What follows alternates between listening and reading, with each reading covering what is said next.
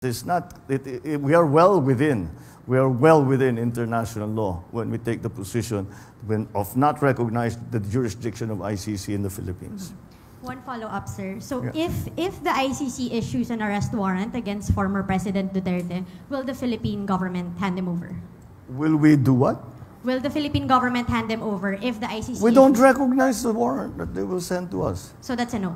That's a no. Thank you, sir. Mr. President, may violation ba ito sa ating soberanya, itong pagkaka-aresto kay dating Pangulong Duterte? No. Bakit naman? Dahil consistent naman tayo. Hindi tayo tumutulong sa investigasyon ng ICC. Wala tayong meron tayong contact sa kanila, natural.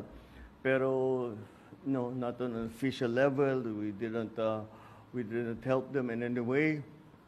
The arrest, the arrest that we did today was in compliance with our commitments to Interpol. It just so happened that came from ICC. But it's not because it came from ICC. It's because it came from Interpol.